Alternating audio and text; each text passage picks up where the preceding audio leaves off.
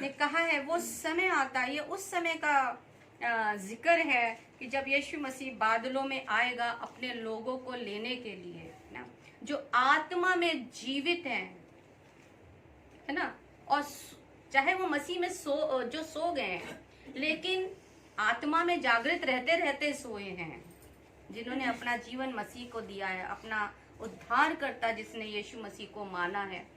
तो अगर वो मसीह सो भी गए हैं तो भी जब यीशु मसीह बादलों में आएगा, वो तुरही का बड़ा शब्द सुनेंगे, है ना, वो हुल्लड़ सुनेंगे और वो जागृत हो जाएंगे। ये उस समय की बात है।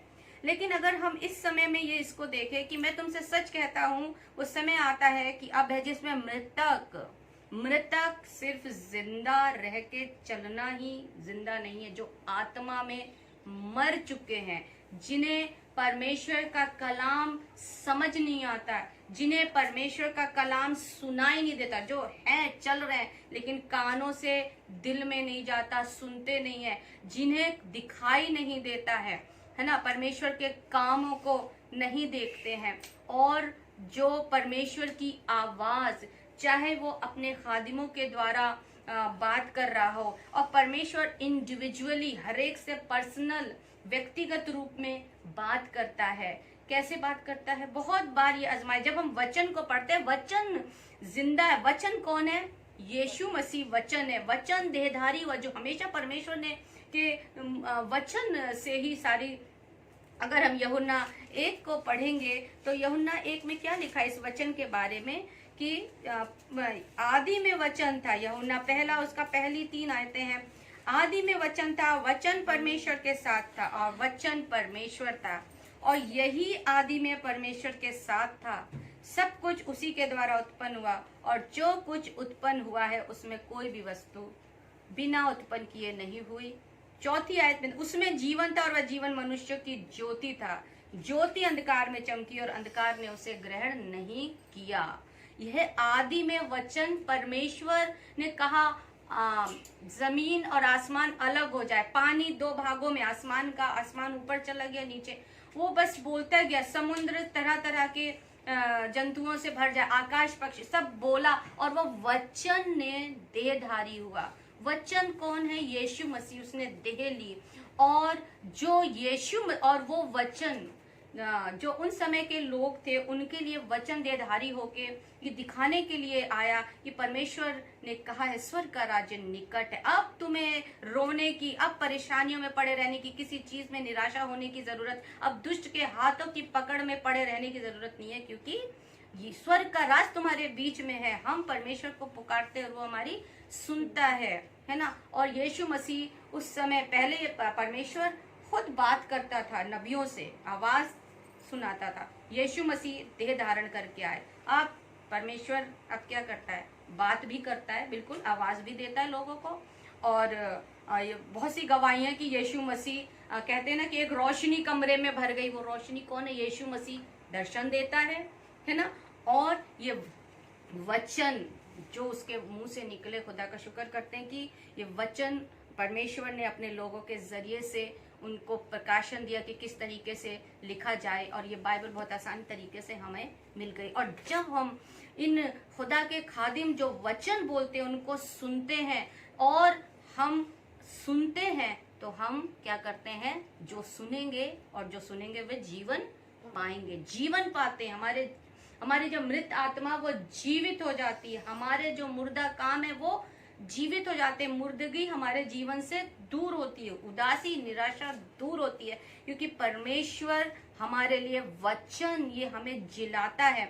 और जब हम इसको पढ़ते हैं, ये वचन हमसे बात करता है। हम में से हर एक ने, जो हम यहाँ पे बैठे हैं, हमारी ये गवाहियां हैं। कोई ऐसा नहीं कि बिना गवाहियों के बैठा है। कि हम अपने, बहुत बार ऐसा होता है हम किसी बोझ में होते हैं और हम परमेश्वर से पूछ रहे होते हैं, तुरंत खोलते तो वही वचन हमें दिखाई देता, क्योंकि वचन परमेश्वर है और हमें हिदायत देता। वो परमेश्वर का वचन देहधारी हुआ, परमेश्वर हमसे बात करता, हमें सलाह देता है, हमें तसल्ली देता। वो अपने तसल्ली के देता। और बहुत बार हम उदास होते हैं और किसी भी बात में होते हैं, तो वो अपने वचनों से ही हमें संभालता, और जो सुनते हैं वो जिंदा रहते हैं। और जो नहीं सुनते हैं, वचनों को नहीं सुनते, हिदायतों को खुदा के नहीं मानते हैं, वो क्या करते हैं, जिन्होंने अपने कान बंद कर रखे हैं सुनने से, और जिन्होंने अपने हृदय को कठोर कर रखा कि वचनों को अपने वो नहीं करते, और जो परमेश्वर में की बुलाहट को अपने जीवन में नहीं ग्रहण करते हैं, तो परमेश्वर क्या कहता है, जो सुनेंगे वो जीवन पाएंगे, और यीशु मसीह में ही जीवन है। यूहन्ना 5 की ही इसमें लिखा है कि यीशु मसीह हमारा, यूहन्ना 5 की 37 में लिखा है कि उसके 37 और 38 इस तरीके से कहता है, जो कुछ पिता मुझे देता है वह सब मेरे पास आएगा, और जो कोई मेरे पास आएगा वह मैं उसे कभी ना निकालूंगा, क्योंकि मैं अपनी इच्छा नहीं वरन अपने भेजने वाले की इच्छा पूरा करने के लिए स्वर्ग से उतरा। वो वचन कौन है? जीवन की रोटी है हमारे लिए, है ना। यीशु मसीह क्या है? हमारे लिए जिंदा वचन है। जब हम उसको सुनते हैं जीवन पाते, उस पर चलते हैं जीवन पाते। सुनना और उस पर चलना। और यीशु मसीह क्या है? वचन जीवन की रोटी है। यीशु मसीह इस तरीके से कहता है कि यीशु ने कहा, जीवन की रोटी मैं हूँ, जो मेरे पास आता है वह कभी भूखा ना होगा, और जो मुझ पर विश्वास करता है वह कभी प्यासा नहीं होगा। जैसा कि यूहन्ना 4 की 9 और 13, यूहन्ना 4 निकालेंगे हम। यूहन्ना 4:9 में लिखा हुआ है कि अगर यूहन्ना ये सामरी स्त्री से इस तरीके से कह रहा है, यूहन्ना 4 की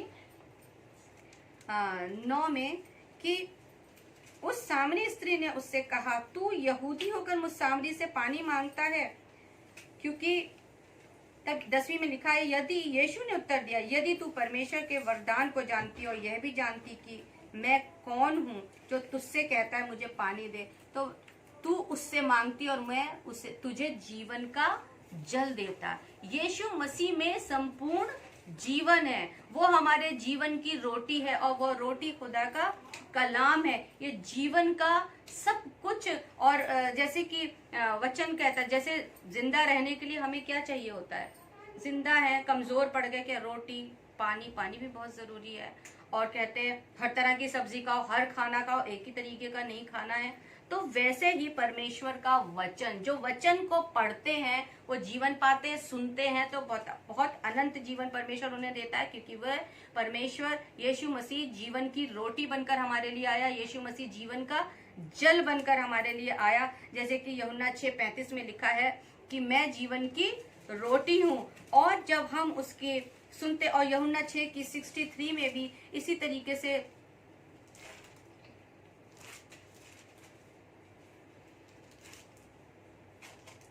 यूहन्ना 6:63 में भी लिखा है कि और ये परमेश्वर का वचन क्या है?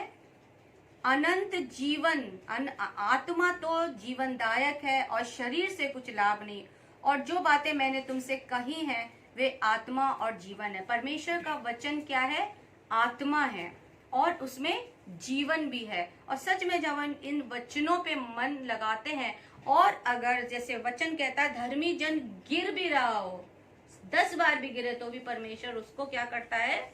उठाता है। वो गिरा हुआ नहीं छोड़ता है। सच में हम पाप में गिरते हैं, हम बहुत बार संसार में धकेले जाते हैं, या हम झांकने की भी कोशिश करते हैं, तो परमेश्वर का वचन ही हमें संभाल लेता है। और हम अगर कई बार गिरते हैं बहुत सी बातों में, जब संसारिकता और शारीरिक बातें हम पर कब्जा करना चाहती हैं, तो परमेश्वर का कलाम ही हमें संभालता है, क्योंकि उसने हमें अपनी महिमा के लिए चुना है। और अगर हम किसी भी इसमें अगर पड़े होते हैं, तो हमेशा के लिए खुदा ने कहा है, जैसा कि मैं तुम्हें कभी नहीं छोड़ूंगा, कभी नहीं त्यागूंगा। वो हम कई बार निराशाओं में पड़े होते हैं, कई बार होता, लेकिन परमेश्वर हमें क्या करता है? जीवन देता। हमारी उदासी को उसने कहा, मैंने तुम्हारे शोक को आनंद में बदल डाला। वो हमारे शोक को आनंद में बदलने वाला परमेश्वर है। उसका वचन जब हम उसको सुनते हैं तो वो हमें अनंत जीवन देता है, क्योंकि वह जीवन की रोटी है, वह जीवन का जल है। और जीवन और क्या है? वह जीवन की ज्योति बनकर आया। जब यीशु मसीह यूहन्ना पहला, जैसे लिखा अभी मैंने पढ़ा था कि यूहन्ना पहला की इसमें लिखा है, ज्योति ज्योति अंधकार में चमकती और अंधकार ने उसे उसमें जीवन था और जीवन मनुष्यों के लिए ज्योति था। यीशु मसीह हमारे लिए ज्योति बनकर आया। जब वो हमारे जीवनों में आ जाता है तो हमें हमारी कमी घटी हर चीज नजर वो हमें हमारे पाप गिनाने के लिए नहीं आया, लेकिन जब हम उसको ग्रहण करते कि खुदा तूने मेरे लिए एक अच्छा इंतजाम किया मुझे छुड़ाने के लिए, ताकि मैं हमेशा संसार में पाप में उन बंधनों में हमेशा ना पड़ी रहूं, तो परमेश्वर हमें क्या है, यीशु मसीह हमारे लिए ज्योति बनकर आया। जब तक हम उसके पास नहीं आएंगे, उसे अपना मुक्तिदाता ग्रहण नहीं करते, उसके पास उसकी ज्योति में हम नहीं चलते हैं, तब तक हम अंधकार में ही रहते हैं। लेकिन जब हम उसको ग्रहण कर लेते हैं तो अंधकार के सारे काम हमारे जीवनों में से दूर हो जाते हैं, है ना। लिखा है कि वो ज्योति बन के आया और ज्योति अंधकार में चमकी, और जब वो हमारे जीवन में आ गया, अंधियारे जीवन में वो आया, हम उदासी में थे, निराश थे, बहुत सी बातों ने हमको घेर रखा होगा और बहुत सी बातों में हम निर्बल, लेकिन खुदावन ने हमें उन पाप में के गड्ढों से निकाला, उस अंधियारे जीवन से निकालकर हमें अपनी ज्योति में लाया। और सच में जब हम परमेश्वर का वचन पढ़ते, क्योंकि यीशु मसीह खुद वचन है, जब हम उसके पास आते हैं तो वो हमें अपनी ज्योति से भरता है। और खुदा का कलाम इस तरीके से कहता है कि जैसा कि यूहन्ना 7:38 में इस तरीके से लिखा है कि उसने हमसे 7:38 में लिखा है कि जो मुझ पर विश्वास करेगा वह पवित्र शास्त्र में आया है, जैसा पवित्र शास्त्र में आया है, उसके हृदय में से जीवन के जल की नदियां बह निकलेंगी। जैसे कि अभी एक ब्रदर ने ये बोला ना कि मैं जहां जा रहा था, परमेश्वर का वचन वो जीवन के जल की नदियां जो हमारे अंदर, जैसा कि भजन संहिता 23 में लिखा, मेरा कटोरा उमड़ रहा है, जो हमारे अंदर भरा वो उमड़ उमड़ के सब में जब हम खुदा के लिए खर्चना चाहते हैं, तो जो हमारे यीशु मसीह जब हमारे अंदर आ गया है, हमने उसे, तो हम फिर वैसा वाला जीवन नहीं जिएंगे कि बस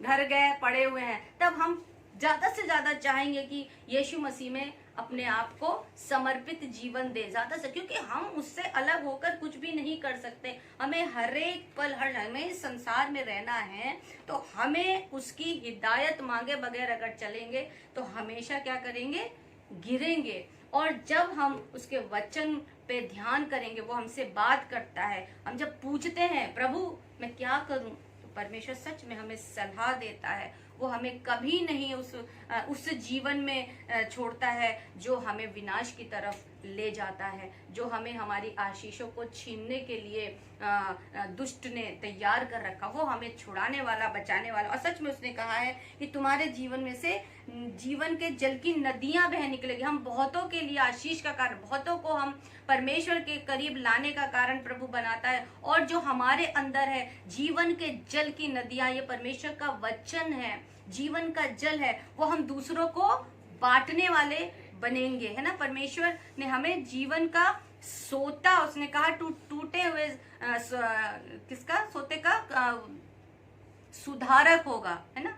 जो टूटा हुआ, जो जिनके जीवन निराशा में है, जो टूट गए, बिखर गए हैं।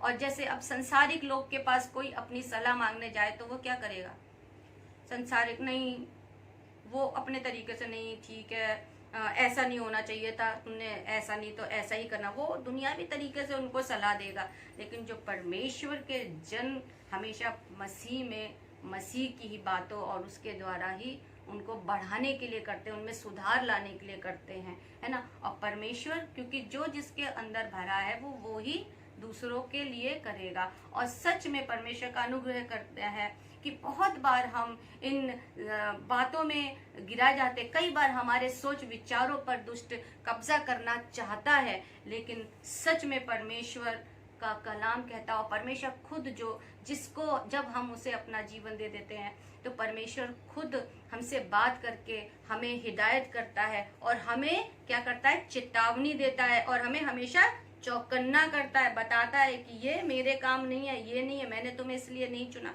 और सच में परमेश्वर तभी हमारे को क्या है कि जब हम परमेश्वर के वचन के मुताबिक चलते तो हमको अनंत जीवन मिलता है। और अगर हम वचन से हटकर चलेंगे तो हम क्या करेंगे, हमेशा गिरेंगे, ठोकर खाएंगे, और वो प्रतिज्ञा जो परमेश्वर ने हमसे की, हम उसके भागी कभी भी नहीं हो पाएंगे। और जैसा कि उसने कहा क्या कहते हैं, पतरस ने कहा, यूहन्ना का 6 में ही लिखा हुआ है कि उसकी अगर हम 68 में पढ़ेंगे कि शिमोन पतरस ने उसको उत्तर दिया, हे प्रभु हम किसके पास जाएं? जब उसके सारे चेले पलट गए तो यीशु मसीह ने कहा, भाई तुम भी चले जाओ, जो जाना चाहता तुम भी। तो पतरस ने क्या कहा कि हे प्रभु हम किसके पास जाएं? अनंत जीवन की बातें तो तेरे ही पास हैं, है ना। यीशु मसीह में अनंत जीवन है। जब हम उसके कलाम को पढ़ते हैं, उसको अपने जीवन में इम्प्लीमेंट करने के लिए अपने आप हम नहीं कर सकते। अगर हम कहें कि हम बहुत अच्छे बनना चाहें, नहीं कर सकते।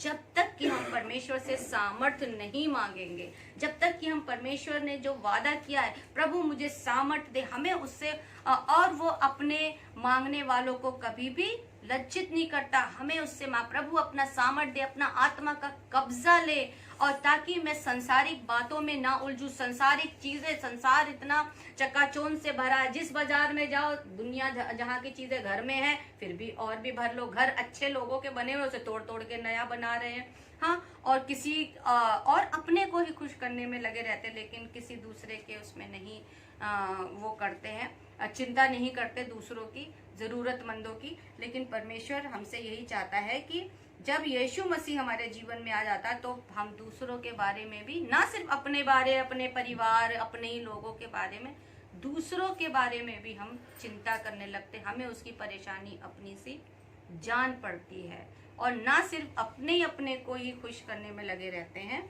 क्योंकि पतरस कहता है, प्रभु हम कहाँ जाए? क्योंकि वो जान गया था कि अनंत जीवन की बातें तो तेरे ही पास है। वो समझ गया था कि यीशु मसीह में ही अनंत जीवन है। और सच में जब हम इन वचनों को पढ़ते हैं और उन वचनों के मुताबिक जीने के लिए पहला कदम बढ़ाते हैं, तो हम अपनी सामर्थ्य से नहीं कर सकते। हमें हर समय, अगर हम ये चाहें कि मैं वचन उठा के मैं प्रचार में चला जाऊंगा, वचन उठा के मैं यहाँ कर, तो लिखा हुआ है, शैतान फाड़ खाने वाले सिंह के समान हमेशा तैयार रहता कि किसको फाड़ खाए।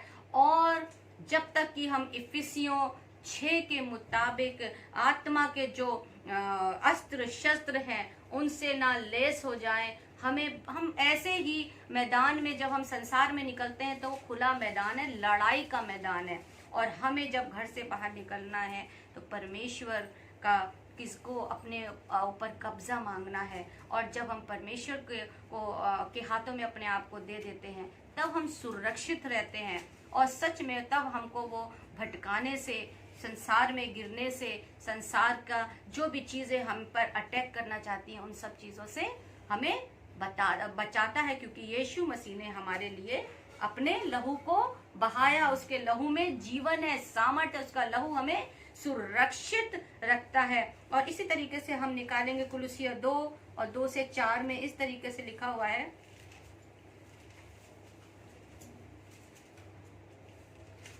कुलुसिया 2 से 4 लिखा हुआ है कि ताकि उनके मनों में शांति हो और वे प्रेम से आपस में गठे रहे, और वे पूरे समझ का सारा धन प्राप्त करे, और परमेश्वर पिता के भेद को अर्थात मसीह को पहचान ले, है ना। परमेश्वर का वचन हमें पढ़ना है, तो परमेश्वर, इसीलिए कि परमेश्वर के प्रेम को हम अपने जीवन में कब्जा करने के लिए परमेश्वर हमें अपने प्रेम से भरे, अपनी शांति से भरे, अपने समझ से भरे। क्योंकि परमेश्वर में सब चीजों की क्या है?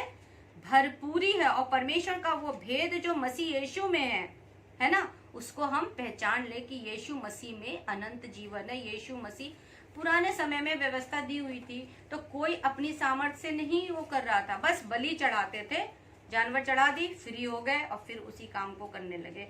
इस तरीके से इंसान क्या कर रहा था? नाश हो रहा था। तब परमेश्वर ने एक योजना बनाई कि अब मैं खुद इंसान बनूंगा, और यीशु मसीह बनकर वो हमारे लिए, यीशु मसीह दुनिया में आया और उसने हमारी निर्बलताओं को क्रूस पर उठाकर हमें जीवन दिया। हमारे मरे हुए कामों पर उसने गौर नहीं किया और हमारी मरी हुई सोचों को हमारे जीवन से दूर किया, हमारी निर्बलताओं को उसने क्रूस पर उठा लिया।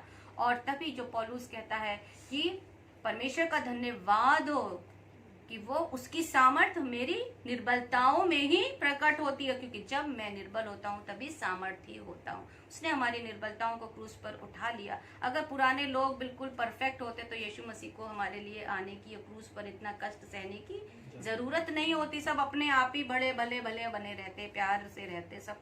लेकिन यीशु मसीह हमारी निर्बलताओं को जानता है कि हम मिट्टी हैं और नाशवान है मिट्टी, लेकिन यीशु मसीह हमें अपने आत्मा से परमेश्वर ने रचा है, और वो नहीं चाहता कि एक भी आत्मा, इस संसार की आत्मा उस पर प्रबल होकर हम उससे, परमेश्वर से दूर हो जाए और नष्ट हो जाए। इसलिए यीशु मसीह हमारे लिए सामर्थ्य बनकर आया। उसने हमें कहा मैं तुम्हें कभी नहीं छोड़ूंगा। उसने जैसे कि अपने चेलों से कहा था कि मैं तुम्हें जब तक, उसने हिदायत दी कि जब तक मैं वो सहायक तुम्हें ना मिले यरूशलेम में बने रहना। और सच में जब हम परमेश्वर की सुनते हैं, उसके वचनों की, खुदा के खादिमों की सुनते हैं, तो सच में हम क्या करते हैं, प्रभु की तरफ से आशीषित होते हैं। और यीशु मसीह के चेले यरूशलेम में प्रार्थना कर रहे थे, जैसा कि प्रेरितों के काम 1 में है। तब परमेश्वर ने कहा मैं तुम्हें सामर्थ दूंगा तो तुम मेरे गवाह बनोगे सारे यरूशलेम और सामरिया में। इस तरीके से हमको परमेश्वर ने गवाह बनाया है। और जैसा कि इसकी दूसरी आयत में लिखा है कि परमेश्वर के, उसके मनों में शांति हो, प्रेम से गठे हो, पूरी समझ का धन हो, और परमेश्वर के भेद को अर्थात मसीह को वो पहचान ले, जिसमें बुद्धि और ज्ञान के सारे भंडार छिपे हुए हैं। यीशु मसीह को पहचानने में उसके, क्योंकि उसी में बुद्धि है, वो हमें सलाह देता, उसी में ही सारे ज्ञान है। दुनिया का ज्ञान चाहे जितनी भी डिग्री डिप्लोमा ले ले, अगर मसीह का ज्ञान नहीं है, परमेश्वर के वचन बात नहीं करता, परमेश्वर के वचन की समझ नहीं है, सब बेकार है। और उसी में ही सारे ज्ञान और बुद्धि का भंडारी है। तभी उसने कहा जिसे बुद्धि की कमी हो वो मेरे पास आए, मैं उसे बिना उल्हाना दिए दूंगा। हम परमेश्वर के पास जाते हैं, वो हमारे लिए सब कुछ पूरा करने में सामर्थ्य है। और एक और वचन कहता कुलुस्सियों 2:6 में ही लिखा हुआ है कि अतः जैसे तुमने मसीह यीशु को प्रभु करके ग्रहण कर लिया है, वैसे ही उसी में चलते रहो और उसी में जड़ पकड़ते और बढ़ते जाओ, और जैसे तुम सिखाए गए हो वैसे ही विश्वास में दृढ़ होते जाओ और अधिक अधिक धन्यवाद करते रहो। हमारा मसीह में बुलाए जाने का मतलब, पर्पस यही है कि मसीह को हमें अपने जीवन में बहुतायत से क्या करना है, जीवित रखना है। मसीह जीवन को हमें जीना है। वैसे ही जैसे कि मसीह यीशु को तुमने ग्रहण कर लिया, वैसे ही चाल चलते जाना, उसी में जड़ पकड़ते जाना। बहुत सी ऐसी परेशानियां आएंगी, ना केवल परेशानियां आएंगी, बहुत बार हमें रोका भी जाता है कि हम कुछ अच्छा भला ना करें, है ना। मसीह को हमें ओढ़ना, पहनना, मसीह में चलना है। हमें परमेश्वर ने अपनी जिंदा कलाम पत्री बनाया, हमें उस लाइफ को जीना है। यीशु मसीह ने जो लाइफ जी कि जिसने परमेश्वर का स्वरूप होने पर भी उसने उस चीज को, इस चीज का जरा सा भी घमंड नहीं किया, लेकिन उसने कहा प्रभु मेरे पिता से कहा कि अपने परमेश्वर से कहा कि हो सके तो ये कटोरा मेरे सामने से हटा ले, उस कलेश का, वो दुख दर्द का, फिर भी मेरी नहीं तेरी इच्छा पूरी हो। उसने जरा सा भी, अगर वो चाहता तो क्रूस, उसका कितना हंसी मजाक उड़ाया गया, लेकिन परमेश्वर ने उन सबको, ऐसी परमेश्वर हमारे जीवन से भी चाहता है कि हम वो जीवन जिए जो परमेश्वर हमसे चाहता है, कि हम उसमें बढ़ते जाएं, वो हम में जीवित रहे, ताकि पौलुस ने जैसे कहा अब मैं जीवित नहीं रहा परंतु मसीह मुझ में जीवित है। हमें उसी तक वो ये चीज इसीलिए कहने पाया क्योंकि वो अपने, उसने कहा मैं अपने शरीर को मारता और कूटता हूं ताकि वश में रख सकूं। वो बातें जो हमें मसीह में बढ़ने से रोकती हैं, उसे हमें तुरंत मारना, कूटना, उसको अपने जीवन में हावी नहीं होने देना है। मसीह की महिमा को ही हमेशा ऊपर रखना है। और शैतान जो हमारा बैरी है, हमारा दुश्मन है, हमेशा मसीह की महिमा, वो कभी नहीं चाहता कि हम अच्छे बने। हम जैसे 2 बाड़े होते हैं कबड्डी का, हम दूसरे बाड़े में जाते हैं, छू के हमें आना होता है ना। लेकिन अगर तो क्या होता है, कबड्डी खेलने जाते हैं जब छू के हमें तुरंत वो हमें पकड़ ना ले। जब हम संसार में निकलते हैं परमेश्वर के नाम का झंडा लेके, यानी शैतान के बाड़े में हम घुसे हैं, हमें उसे छू के जब हम उसको डांटते फटकारते तुरंत निकलना, वो हमें पकड़ने के लिए दौड़ेगा, झपटना चाहेगा ताकि हम आउट हो जाएं। और सच में, और हमें यही सामर्थ, मुझे परमेश्वर ने इसी तरीके से समझाया कि सच में संसार एक कबड्डी के मैदान की तरह है। हम एक बाड़े से, परमेश्वर के बाड़े से, जब हम उस कबड्डी के मैदान में थे, बाड़ा चेंज करके जब हम इधर आ गए तो परमेश्वर ने हमें अपने बाड़े में ले लिया है। तो जब हम परमेश्वर के तरफ से लड़ने के लिए उस पासे में जाते हैं तो हम उसे छूते हैं, हम उसके कामों को निष्फल करते हैं। जब हम डांटते हैं, गुड़कते हैं, सड़क पे जाते समय हम प्रार्थना करते जाते हैं, शैतान के कार्य को बांधते हुए जाते हैं, जो कि हमें परमेश्वर ने काम दिया है। परमेश्वर ने कहा जो कुछ तुम पृथ्वी पर बांधोगे वह स्वर्ग में बंधेगा, और परमेश्वर ने हमें वो सामर्थ्य दी है। और परमेश्वर ने कहा है कि तुम जिस जगह में रहते हो, यीशु मसीह के नाम में हमें उन सारी चीजों को, जब हम शैतान की शक्तियों को, युक्तियों को बांधते हैं तो वो हमें छूना चाहता है, नष्ट करना चाहता है, पर हमें पकड़कर हमें आउट करना चाहता है। मैं अपनी जिंदगी में परमेश्वर के साथ चलना बहुत चैलेंज का काम है, चैलेंज का काम है कि वो क्या करता है। बहुत लिखा नहीं है, ऐसे ही नहीं लिखा है कि मनुष्य के बैरी वो क्या करता है, परिवार के लोगों को ही सबसे पहले, कि जबकि परिवार के लिए परमेश्वर ने लिखा सबसे पहली कलीसिया परिवार होती है ना। परिवार से ही अपना आपका प्रचार शुरू हो। जब हम बढ़ना चाहते हैं तो हमारे परिवारों में ही वो खलबली मचाना चालू कर देता है। परिवार का ही कोई बैरी हो जाएगा, वचन आप, मैं तो खैर पैदाइशी मसीह पर, लेकिन ये कोई मायने नहीं रखता कि आप पैदा मसीह परिवार में हो। आपने मसीह को कब जाना, ये बहुत बड़ी बात रखती। पैदा तो, अगर मैं इस चीज पे घमंड करूं, मेरे दादा भी ईसाई थे, मेरे ये भी, तो ये घमंड करना बेवकूफी की बात है ना। मसीह को मैंने जब से जाना तब से मैं मसीह में आई, जब से मैंने मसीह को अपना उद्धार करता जाना तब से मैं मसीह बनी हूँ। चाहे मेरे पापा चाहे मसीह हो, चाहे दादा भी हो, चाहे उनके भी दादा हो, ये मेरे लिए कोई मायने नहीं रखता। मैंने जब से मसीह को जाना है, मैं इस चीज़ पे घमंड करती हूँ कि मैं मसीह होके भी नहीं जानती थी, मैं यीशु मसीह को भी नहीं जानती थी। बस बड़ा दिन खाया पिया, कपड़े पहने, नहीं बने तो गुस्सा हो गए, है ना। ये वाला जीवन था। ईस्टर आया तो अलग, गुड फ्राइडे, ये जीवन खुदा नहीं चाहता। जब से हमने मसीह को जाना है, मसीह को जानने और समझने में ही बहुत समझदारी है। उसको सिर्फ उसका नाम का क्रेडिट नहीं लेना है। परमेश्वर ने हमारे लिए बहुत सी आशीषों को रखा है, ना सिर्फ इस दुनिया में बल्कि दुनिया में रहते हुए भी और दुनिया से जाने के बाद भी। और हमें उन चैलेंज को हम अपनी सामर्थ्य से, अपनी बुद्धि से कभी भी नहीं उन चैलेंज का सामना कर सकते हैं। और परमेश्वर से हमें सामर्थ्य मांगना है। जब हम उसके वचन को पढ़ते हैं, समझते हैं, परमेश्वर हमसे बात करता है, उससे हम सामर्थ्य मांगते हैं और बुद्धि वही हमें देता, क्योंकि परमेश्वर के वचन लिखा यीशु मसीह में संपूर्ण बुद्धि का भंडारी है, संपूर्ण ज्ञान है।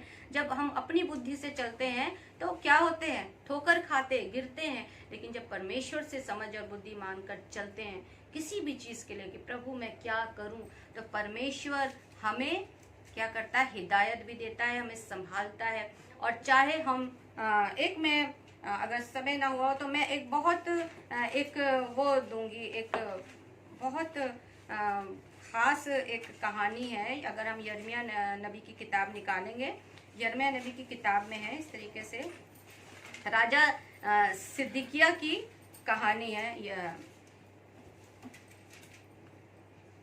कि परमेश्वर ने, उसने कैसे परमेश्वर के जन की इसको छोटा समझा। ये यिर्मयाह का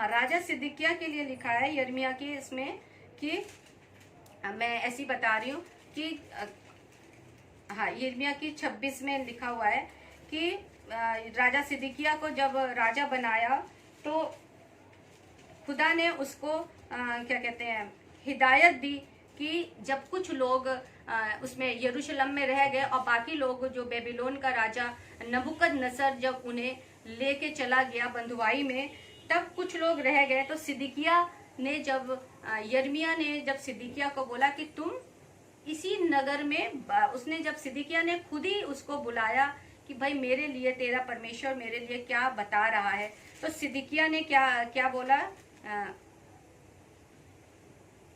सिदकिय्याह से यिर्मयाह ने बोला कि अगर तुम इसी नगर में रहोगे, मतलब अपने को अगर नबूकदनेस्सर के हाथ में करके बंधुआई में चले जाओगे तब तो बचे रहोगे, और अगर तो ये खुदा की योजना थी कि वो बंधुआई में जाए, नबूकदनेस्सर के यहाँ जाए सिदकिय्याह, क्योंकि उसने बहुत उल्टे काम करे थे।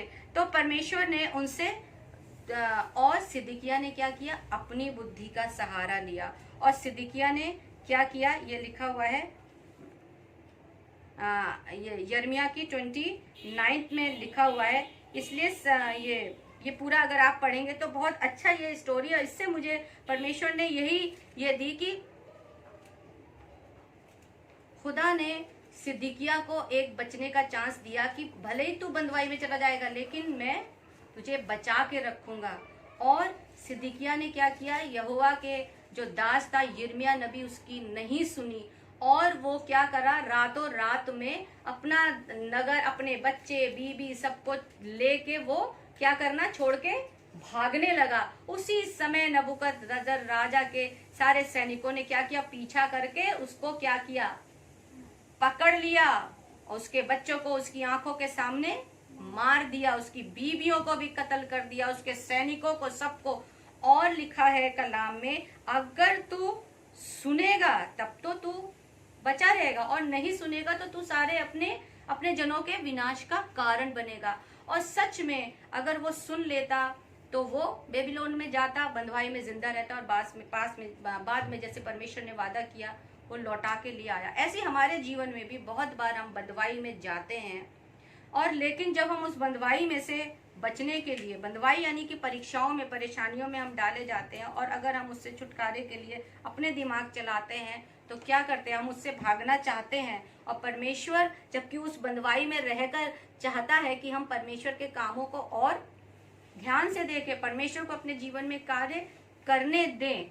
अगर हम उससे छूट कर परमेश्वर के वादों को वचन, तो हम ना केवल क्या होता है अपने, बल्कि अपने पूरे परिवार के, अपने लोगों, अपने देश, अपने नगर, पूरे सब के विनाश का कारण बनते हैं। जैसे कि सिदकिय्याह ने परमेश्वर के जन की आवाज को नहीं सुना तो क्या हुआ, उसकी आंखें भी फोड़ डाली, उसके बच्चों को उसके सामने कत्ल कर दिया, उसका पूरा परिवार बर्बाद कर दिया। ऐसी दुष्ट भी यही चाहता है कि हम अनाज्ञाकारी हों, ताकि हम परमेश्वर की बात ना सुने, परमेश्वर की आज्ञा ना माने। संसार में तुरंत हम जिस बंधुआई में हैं वो बंधुआई ही हमारे जीवन में इसलिए आती है कि हम परमेश्वर के सामने दीन बने, नम्र बने, परमेश्वर के कार्य को अपने जीवन में, परमेश्वर की महिमा को बढ़ने दे, परमेश्वर के कार्य को अपने जीवन में होने दे। ये इसीलिए हमारे जीवन में होता है। और जब हम इससे दूर भागते हैं, और अगर हम परमेश्वर से अलग भागेंगे तो क्या किया, परमेश्वर ने जो कार्य उसको आज्ञाकारिता करके, जो परमेश्वर अपनी महिमा, तो उसने, परमेश्वर ने कहा तू अपने ही क्यों, अपने ही लोगों के विनाश का कारण अगर नहीं सुनेगा तो बनेगा। उसका पूरा का पूरा परिवार सिर्फ उसकी एक अनाज्ञाकारिता की वजह से नाश हो गया, क्योंकि दुष्ट जैसे ही वो भागा तो दुष्ट की पकड़। हम परमेश्वर से दूर भागते हैं उन परीक्षाओं में पढ़ के, आज इस योगी को, आज उस योगी को, आज इस तांत्रिक को, आज किसी ने कोई उपाय, कल किसी ने कोई उपाय, या सबरे, और जो परमेश्वर की हिदायत में देगा तो उसे कहेंगे ये तो वचन की बातें करते रहते हैं ना, कोई संसारी की उपाय ही अच्छा लगता है कि दिल को अच्छी लगने वाली बातें कोई उल्टा उपाय बताए। तो जब हम उस उपायों को करते हैं तो शैतान ही ने क्या किया कि शैतान जरूरी नहीं है कि नबी हैं तो बहुत अच्छे हैं, कभी कभी भविष्यवक्ताओं की, बाइबल में भी लिखा भविष्यवक्ताओं की जुबान पे भी दुष्ट कब्जा कर लेता है और झूठी भविष्यवाणी करने हो जाती है, और इस तरीके से क्या होता है, वो नाश होते। जब हम नहीं सुनते, परमेश्वर की उन बातों से हट के चलते हैं तो हमेशा ना केवल अपना नाश करते, अपने परिवार, अपने बाल बच्चों का भी, अपनी जो चीज़ खुदा ने हमें बरतने के लिए दी वो सारी चीज़ें। लेकिन जब हम परमेश्वर के कलाम के अनुसार चलते हैं, जीवन बिताते हैं, और सच में परमेश्वर यही चाहता है, चाहे हमारे जीवन में जो आए, हमें परमेश्वर के पास हम जब जाते हैं, उससे मदद मांगते, उससे सामर्थ्य मांगते हैं, तो परमेश्वर अपने वादों में क्या है, सच्चा है और विश्वास योग्य है। परमेश्वर अपने वचन के पढ़े सुने जाने पर आशीष। मैं छोटी सी प्रार्थना करूंगी। हालेलुया हालेलुया हालेलुया रबा शंदा रबा सिखोरा लबा।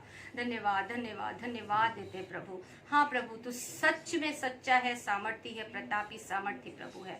हाँ खुदावन, तुझसे अलग होकर हम कुछ नहीं कर सकते, तेरी सामर्थ के बगैर हम कुछ नहीं कर सकते। हाँ खुदावन, क्योंकि हम जानते हैं तू हमारे लिए जीवन, तू हमारा जीवन का जल है, तू जीवन का सोता है, तू हमारे जीवन की ज्योति बनकर आया खुदावन। और जब हम ज्योति में चलते हैं तो अंधकार के कार्य हम पर प्रबल नहीं होने पाते हैं खुदावन, क्योंकि तूने हमें अंधकार के कामों से छुड़ा लिया है प्रभु। इन सुंदर वचनों के द्वारा प्रभु तूने ना केवल मुझसे परंतु प्रभु तूने अपने लोगों से बात की मेरे खुदावन। धन्यवाद देते खुदावन, क्योंकि तेरा कलाम जिंदा है, आज भी बात करता है। और खुदावन तेरा कलाम आग और हथौड़ा है, तेरा कलाम दो धारी तलवार है जो गांठ गांठ और गूदे को छेदता है। हाँ खुदावन, और हमें कायल करता है पिता।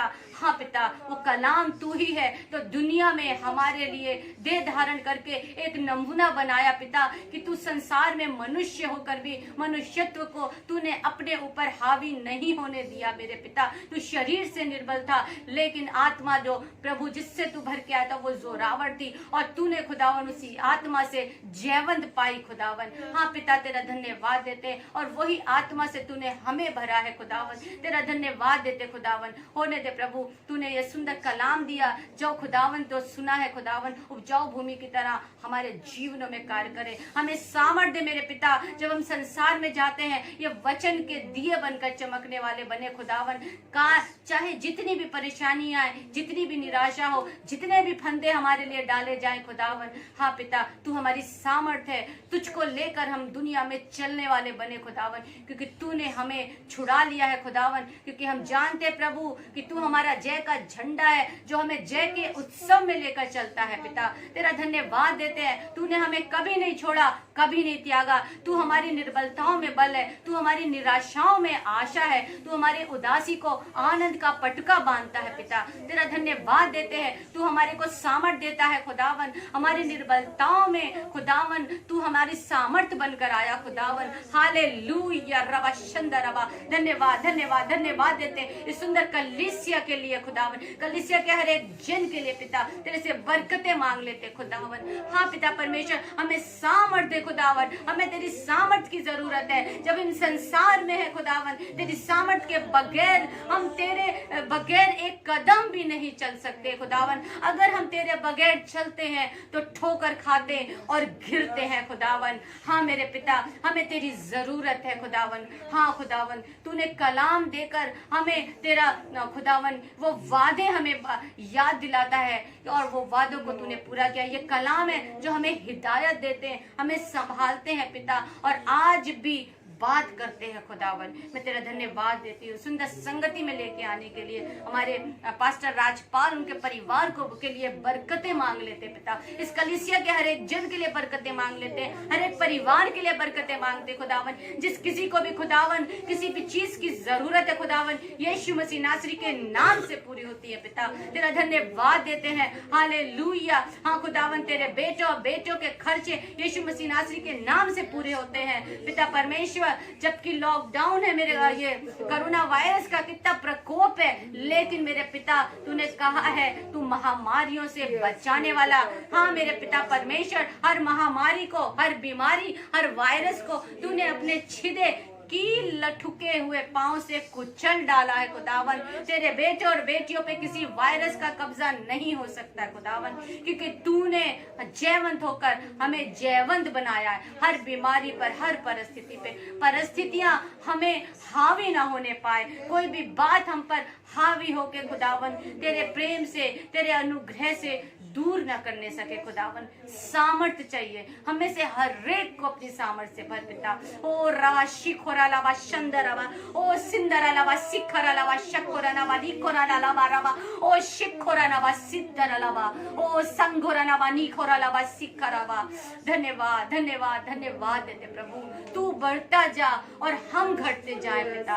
हमें ऐसी सामर्थ्य दे। हाँ खुदावन पिता परमेश्वर, क्योंकि हम जानते हैं पिता, अगर दानियल शेरों की मांद के जाने के डर से खुदावन सजदा कर लेता तो प्रभु तेरी महिमा नहीं होती खुदावन। तू कैसे जान पाता कि तू शेरों के मुंह को बंद करने वाला परमेश्वर है। हाँ पिता परमेश्वर, जब तक हम आग में तपाए नहीं जाएंगे, हाँ पिता परमेश्वर, तब तक हम निखर नहीं पाएंगे, तब तक हम तेरी महिमा को कैसे देखने पाएंगे। हमें सामर्थ दे कि जिस भी परिस्थिति में हो खुदावन, तुझे ऊंचा करने वाले बने खुदावन, क्योंकि हम जानते हैं खुदावन तूने हमारी निर्बलताओं को, चाहे शारीरिक निर्बलता हो, चाहे आत्मिक निर्बलता हो, चाहे मानसिक रूप से निर्बल हो खुदावन, तूने हमारी निर्बलताओं को क्रूस पर उठा लिया है। हाँ खुदावन, तूने हमें जयवंत बनाया है जो हमेशा जय के उत्सव में लेकर चलता है खुदावन। तेरा धन्यवाद देते हैं खुदावन, तू हमें अपने राज्य का भागीदार बनाने के लिए दुनिया में आया। हमें सामर्थ्य दे खुदावन कि जब चुनाव हो खुदावन, तूने हमें चुना और बुलाया है, जब तेरे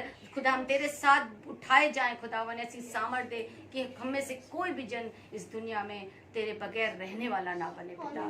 तेरी दया चाहते हैं, तेरी करुणा चाहते हैं, धन्यवाद चाहते हैं। इस कलीसिया में बेदारी ला, बढ़ोतरी से कार्य कर, आत्मा का कब्जा ले। इस कलीसिया की जो भी पिता रिक्वायरमेंट है यीशु मसीह नासरी तेरे सामर्थी हाथ से, तेरे खजाने से पूरे होते पिता। इनके खादिम के पास्टर राजपाल के परिवार को भी प्रभु तेरे हाथों में देती, दोनों बेटियों को, सबको प्रभु तेरे हाथों में देती प्रभु। हाँ पिता परमेश्वर, तू अपने खादिमों को कभी नहीं छोड़ता खुदावन, क्योंकि तेरे लोग रोटी के मोहताज कभी नहीं होते, क्योंकि खुदावन तूने अपने कलाम में कहा है तो धर्मी जन कभी रोटी को नहीं मांगता खुदावन। हाँ पिता परमेश्वर, तू अपने दासों को एलिया की तरह रोटी खिलाने वाला परमेश्वर है खुदावन। तेरा धन्यवाद देते हुए सारा आदर महिमा तुझे देते हैं। प्रार्थना यीशु मसीह प्रभु नासरी के नाम से मांगते हैं, आमीन आमीन। Praise the Lord.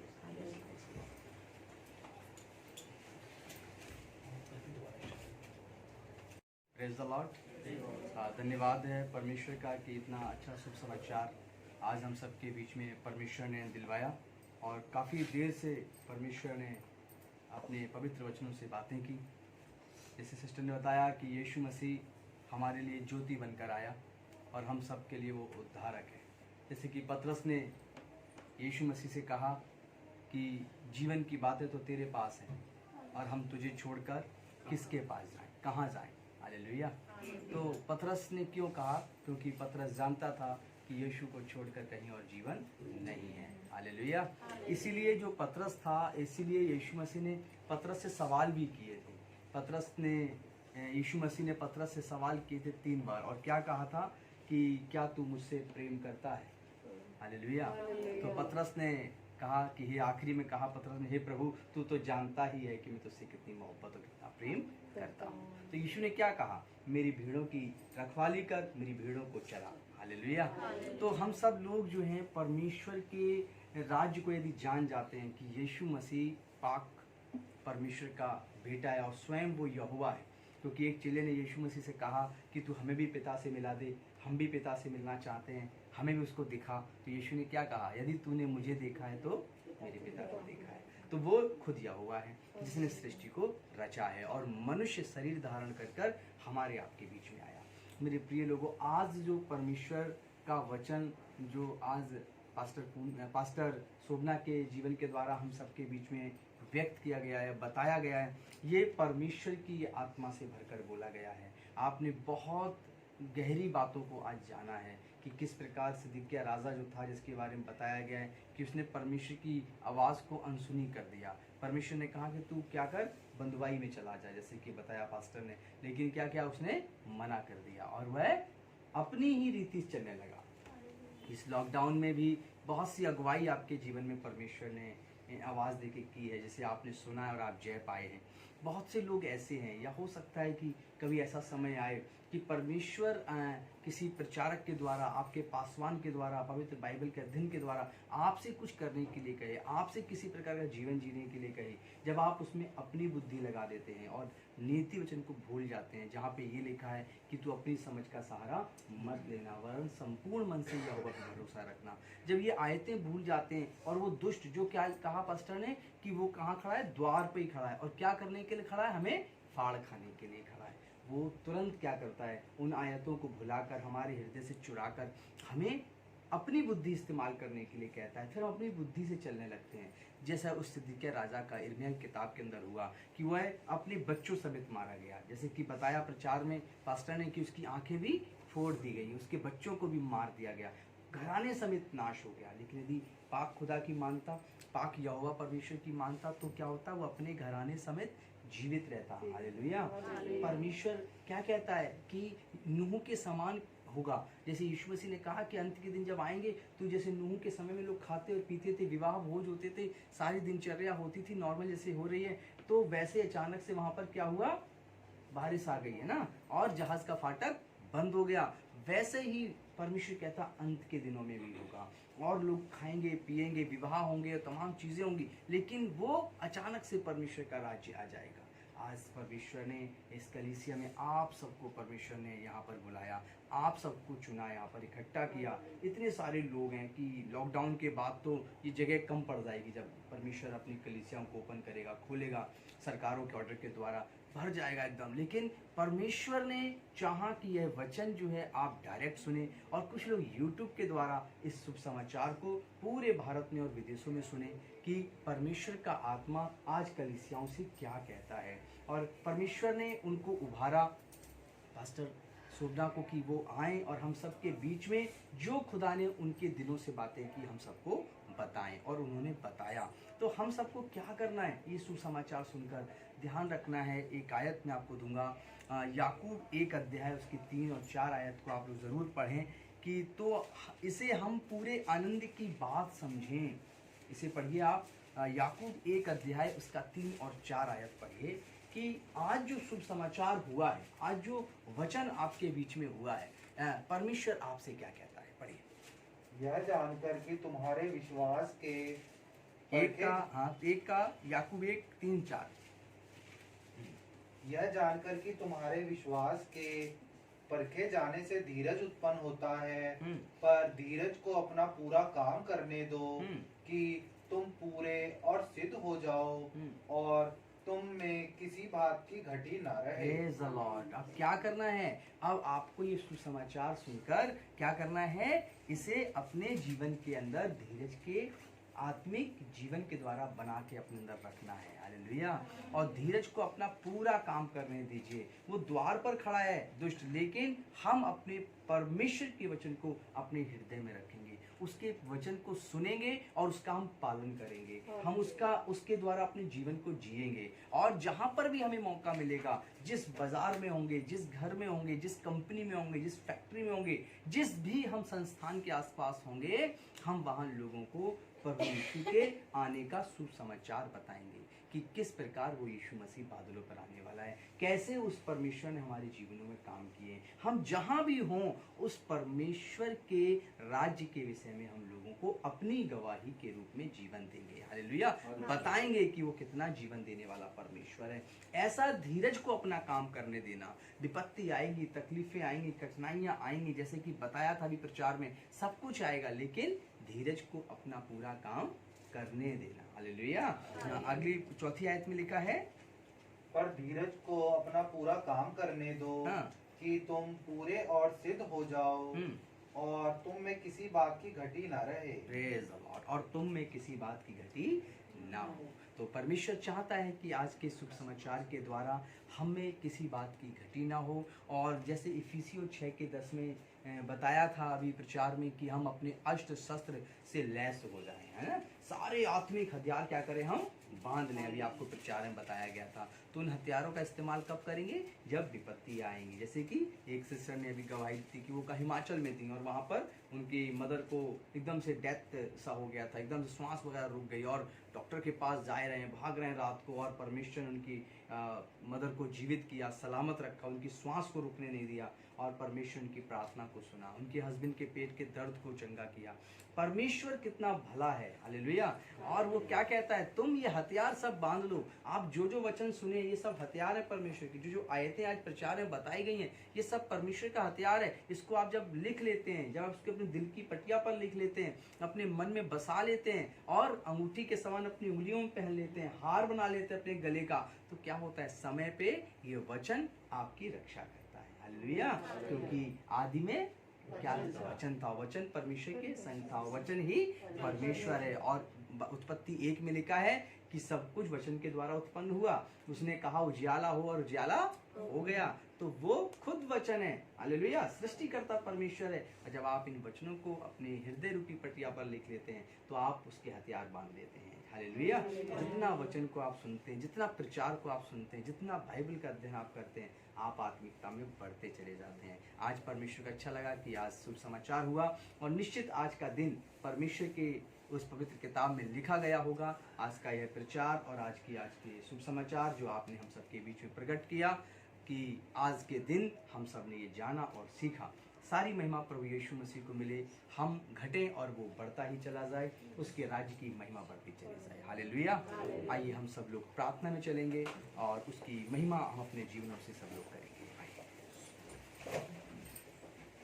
Thank you my Lord Jesus. Hallelujah. मेरे प्रभु जी, प्रार्थना और विनती करते हैं मेरे पिता परमेश्वर। उपस्थिति में आते हैं तेरी मेरे पिता, जो भी आज आपने अपने पास्टर शोभना जी को यहाँ पर भेजा मेरे प्रभु जी, अपने दासियों को आपने यहाँ भेजा, उनके हस्बैंड के साथ हम आपका शुक्रगुजार हैं। धन्यवाद करते हैं प्रभु कि आपने उनके मुख से जो भी शुभ संदेश कलीसिया को दिलाया, प्रकाशित जीवन को प्रभु जी, हम इसमें धन्यवाद करते हैं और प्रार्थना करते हैं प्रभु जी कि ये सभी लोग मेरे पिता आपकी महिमा से भर जाएं। ये सभी लोग मेरे पिता परमेश्वर तेरे अनुग्रह से भर जाएं मेरे पिता, ताकि पिता परमेश्वर खुदावंद ईश्वर आजा जब ये जाएं तो तेरे नाम का शुभ समाचार इनके हृदय में बसा हो प्रभु जी। वास्तव में यीशु मसीह आप जीवन की ज्योति है। हम सबके लिए भेजे गए हैं प्रभु जी आप, ताकि हम सब जीवन पाएं। हाँ प्रभु जी, हम सबके कदमों को मेल की आत्मा के लिए बढ़ा देना मेरे प्रभु जी, ताकि हम सब अपना नहीं प्रभु यीशु से तेरा सुसमाचार सुनाते हैं। हमारा अपना कुछ भी नहीं मेरे प्रभु जी। प्रकाशित जीवन प्रार्थना भवन के अंदर प्रभु जितने भी लोग उपस्थित हैं और यूट्यूब चैनल से जितने भी लोग प्रार्थना सुनेंगे प्रभु जी, पिता परमेश्वर सबके संग आपकी उपस्थिति रहने पाए प्रभु जी। और आज का संदेश पिता हम सब के लिए शांति का कारण बने, हम सबको तेरे आने तक सुरक्षित रखे रहे, यीशु के नाम आमीन।